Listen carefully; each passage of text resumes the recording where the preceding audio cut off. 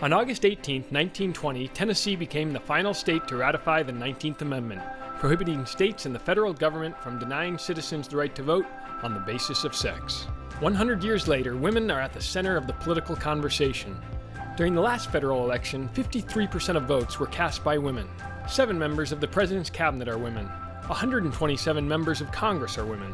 90 statewide executive offices are held by women. 1/3 of the Supreme Court justices are women. And just this week, California Senator Kamala Harris made history by becoming the first woman of color to join a presidential ticket as vice president. We were in a battle for the soul of our nation. And together with your help, that's a battle we will win. So on the 100th anniversary of the 19th Amendment, we're celebrating women in politics and the sacred right to vote. Looking back through history. It took women marching and being jailed and having to do some pretty extraordinary lobbying just to have their right to vote. And acknowledging the work that still lies ahead. What you see with voter suppression in all of its tentacles is a way to just strangle American democracy. Because when we recognize we all have more in common, anything is possible.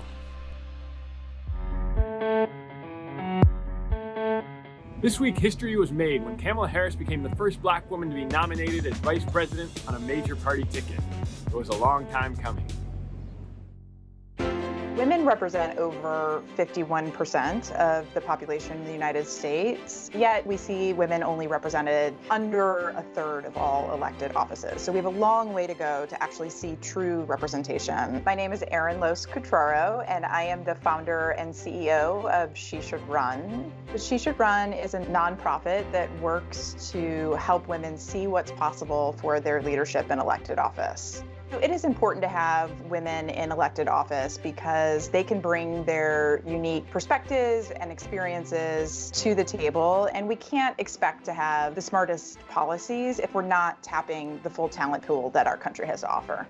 As soon as Joe Biden made the announcement that his VP pick would be a woman, there was a long list of women who are qualified and competent to lead, and they come from a variety of backgrounds, and that is a moment to celebrate. All of these women's profiles were elevated to a point where it really changed the narrative that we were hearing. It also changed what a politician looks like.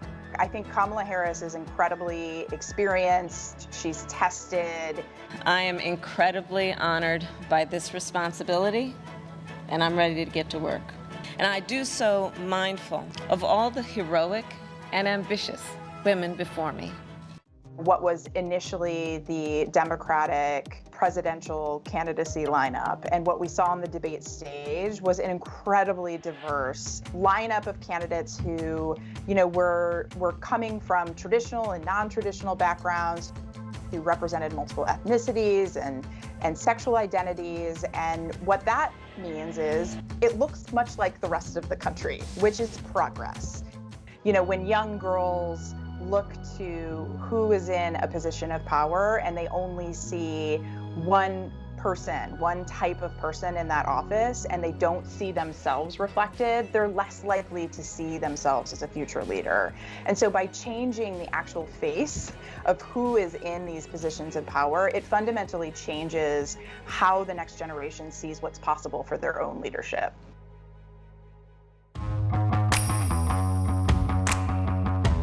People all over the country are celebrating the 100th anniversary of the 19th Amendment, but few are as extreme as the women in our next story. If someone's skydiving, you look up and watch, so it's a really good and efficient way to send a message. Project 19 is the best project ever. It's basically a women's vertical world skydiving record, but it's so much more than that. In honor of the 19th Amendment Centennial History happening this year, we've decided to do a 100-way, which is a formation where women join hands flying in a head-down orientation towards the Earth. Because of coronavirus, we've actually had to delay the record to next year, but we're even more excited because we're going to make it a 101-way. We're excited to do projects that inspire women and girls to live bold, brave lives. Only 13% of skydivers are women. And it's something that Sarah and I are passionate about changing. The Highlight Pro Skydiving team is 11 women. We're doing demonstration jumps into events that are commemorating the 100-year anniversary of the 19th Amendment. The jump at Seneca Falls was such a beautiful and special event for all of us to be part of. It was the first place where a group of people got together to talk about the civil and political rights of women. And this is where a lot of ideas started that ultimately led 72 years later to the passing of the 19th Amendment. I never really felt excluded from anything as a woman, and that's a privilege, that we've come to realize came with fighting over time, and that many cultures in the world are still fighting for those rights and privileges. We have 3 more demonstration jumps planned. All of the events we have coming up are very special places and times linked to the passing of the 19th Amendment. We love doing our part by inspiring women just to be themselves and choose to do the things they want and dream the dreams they want to dream and try and make them happen.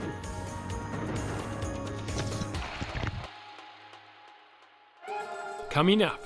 And so what you see with voter suppression in all of its tentacles is a way to just strangle American democracy. And later, we try and get recognition for women in a number of ways. Look at the statue and hopefully you'll feel as inspired and energized as we all do.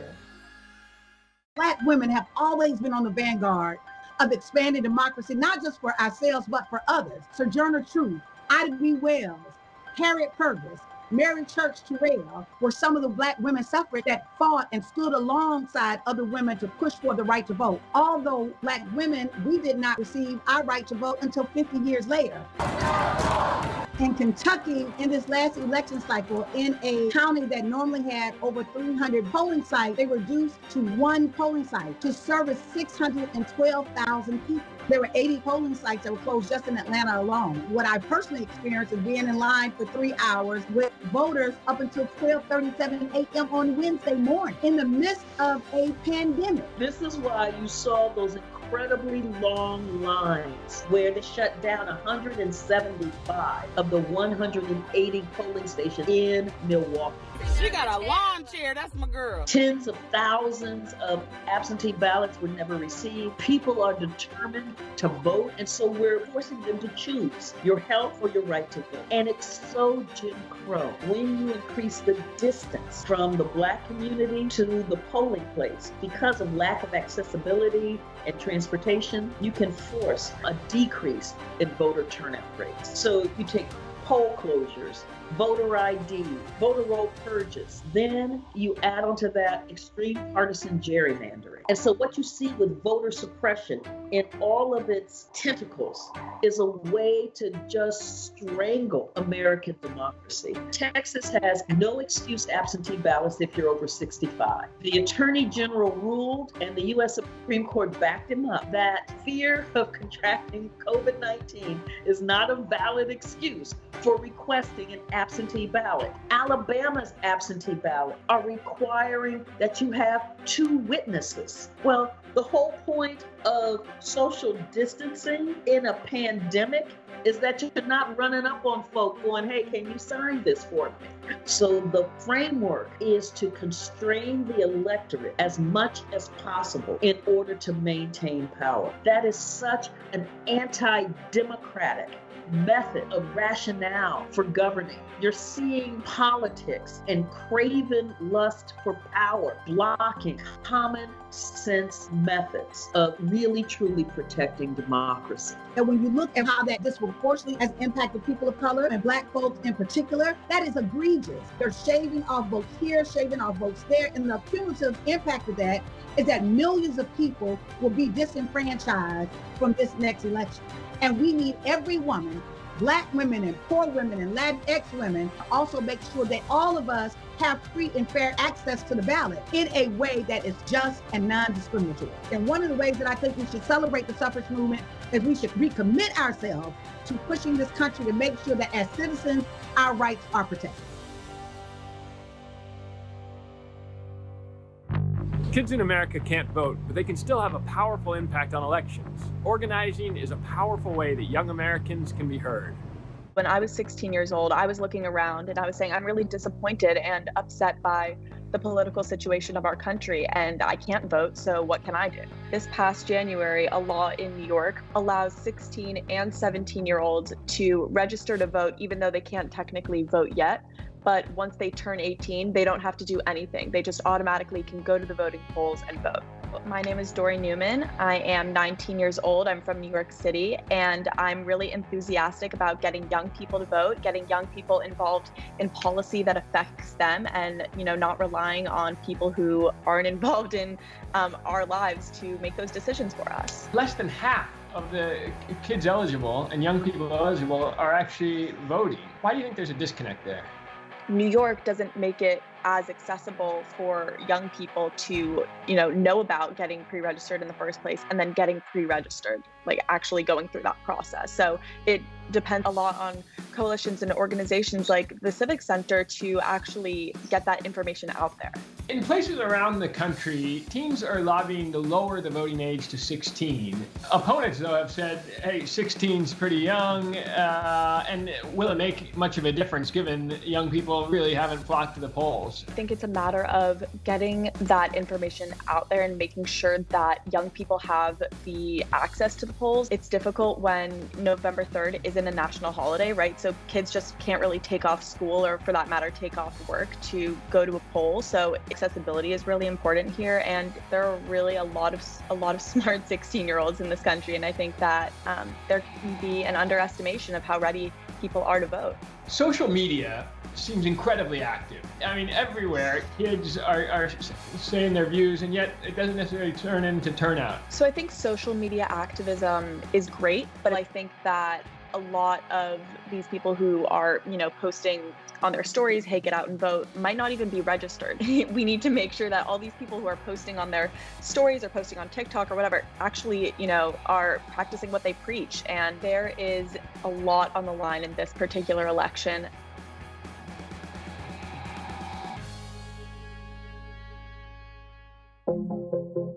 Before the 19th Amendment expanded women's suffrage across the country, one unlikely state was ahead of the curve. Check it out.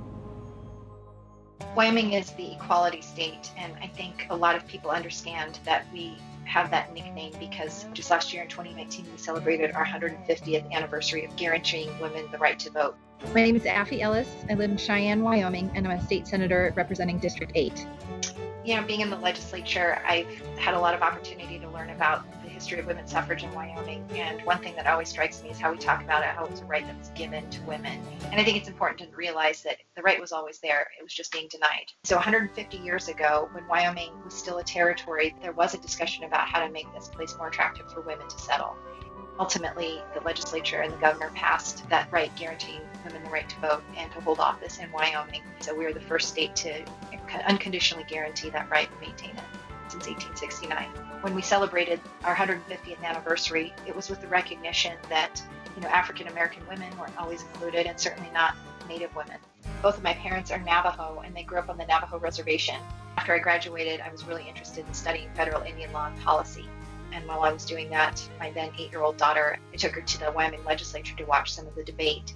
And she innocently looked into the Senate chamber and asked me if they allowed girls to be in the Senate. So I reassured her and told her, of course, honey, women can serve in the Senate. But in the back of my mind, that woman had just announced she was retiring. And so I wondered, what would it look like if we had a Wyoming Senate with no women legislators? And so her innocent question really prompted me to do some soul searching, and I decided to run in 2016. So I'm just now finishing my first term.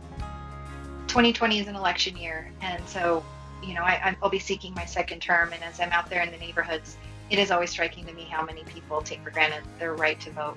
It took women marching and being jailed and having to do some pretty extraordinary lobbying just to have that right. If you look at historical documents, there was concern that women were too frail and too tenderhearted and didn't have the mental constitution to actually cast a vote. I think Wyoming women are a unique lot. Wyoming is the least populated state in the country. I won't sugarcoat our winters. We have tough, long winters. And what I like about that, though, is many of my women friends, we hunt, we fish, we're out there, and I think we're not afraid to get our hands dirty. And so I think we're, a hardworking lot and proud to be part of that rugged frontier pioneer spirit. It's really important to understand our history. When I think about places I want to be in the world, there's no place like Wyoming. When we come back, Maggie was somebody who really defied all odds. All of the work that she did was in the capital of the Confederacy. and later, We celebrate the centennial of the passage, the ratification of the 19th Amendment, which was meant to grant voting rights to all regardless of their gender. Maggie was somebody who really defied all odds. All of the work that she did was in the capital of the Confederacy. Maggie was among the voters and actually ended up registering hundreds of other Black women because she recognized the sort of exclusion in the conversation around women's suffrage. For a person like Maggie Walker, the recent vandalism of her gravesite was deliberate, but also very vindictive. I think that more than anything, it further amplifies the call that we have so much more work to do. It's been 100 years since women got the right to vote, and it's taken seemingly that whole time to have women of color really entering into the political sphere. The 19th Amendment, we know, was giving women the right to vote, but most notably, it really didn't want to include Black women in that. The suffragists at the time just felt that advancing the rights of African American women would diminish their own rights in a way. And we know within the history of voting rights, there have been so many efforts to suppress voters, even today. So she really was trying to educate those around her at the time on the importance of voting. And I feel like that's a little bit of my calling even still today, is to recognize the importance of our votes. After Reconstruction, we saw the first surge of Black people entering into politics. And then with Jim Crow, that was halted immediately. So in response, in the 1921 election, the Republicans formed a Lily White ticket. And in contrast to that, Black activists said that we also, have issues that we need to be in office to address. So they formed a Lily Black ticket. And that is what made Maggie Walker the first woman to officially be on a Virginia ballot. Maggie Walker did not win. The Lily Black ticket did not win in 1921, but I feel like it still left a flame of inspiration for people in the years to come. I think for so long our power has been silenced, so we don't recognize all the flaws in the system and realize how much the system is built up against us. But now more than ever, we really need to challenge the status quo. The women 100 years ago were leading the fight and lighting the torch for us now, but they saw how much work had to be done, and 100 years later, I'm sure they're proud of the progress that has been made, but there's still so much work to be done. Statues and monuments are a reflection of what society deems to be important. So when activists learned that there wasn't a single statue of a real-life woman in New York Central Park, they decided to take action. The 42 million people who visit Central Park each year can already see Alice in Wonderland, Mother Goose, Juliet with Romeo. They can see allegorical figures and witches and nymphs and angels, but no real women until now. Monumental Women is so proud to be the organization that broke the bronze ceiling in Central Park to create the first statue of real women in the 167-year history of the park. Well, our statue is the Women's Rights Pioneers Monument, and it honors Sojourner Truth, Susan B. Anthony, and Elizabeth Cady Stanton. And a lot of people don't know that not only were all three of these women New Yorkers, they were contemporaries. And they often shared the same stages, they attended the same meetings. So it's only fitting that they share the same pedestal. Look at the statue and hopefully you'll feel as inspired and energized as we all do. We try and get recognition for women in a number of ways, not just statues, but street signs, plaques on buildings, gardens, any kind of women's history appreciation level that includes both knowledge and also advertising in a way. We had to raise private funds to make this all possible. We raised $1.5 million in private money. We took a sometimes bumpy bureaucratic roller coaster ride through city government. Women's history, as you know, is very rarely mentioned in the classroom or in a textbook. important things about the contributions of women all through this country, this world's history, are hard to find, since we are focusing on the 100th anniversary of the ratification of the 19th Votes for Women Amendment to the Constitution. When we unveil our monument on August 26th, we want to underscore the importance of voting as well. How hard women and people of color have had to fight for it, how hard all of us are fighting now to keep that right to vote, and the importance of using our collective voice in voting to save democracy. Coming up after the break. Even with the passage of the 19th Amendment, not all women were immediately granted equal access to the ballot box. Being involved in our democratic process is not a partisan issue. I mean, it's the basis of a healthy democracy. My name is Amanda Zamora. I'm the publisher and co-founder of The 19th. We are a new nonprofit, nonpartisan news platform aimed at empowering women. All of our journalism is free to read and republish. We think that this is a really critical aspect of our mission as a public service. It's called the 19th for obvious reasons. You know, this summer, actually, we celebrate the centennial of the passage, the ratification of the 19th Amendment, which was meant to grant voting rights to all regardless of their gender. There is an important aspect to our name and our logo, and that is the asterisk, because we felt that it was really important to acknowledge that even with the passage of the 19th Amendment, not all women were immediately granted equal access to the ballot box. With, voting access still a work in progress, we thought that this was a great sort of framing for our approach to politics and policy journalism. And if we want to cover a diverse electorate, it begins with having a diverse newsroom. There's no one experience of womanhood in this country. It's incredibly intersectional. And so if we want to create the kind of journalism that is representative of the women that we seek to cover, that really begins with trying to open ourselves up to what it means to be a woman and what are those lived experiences.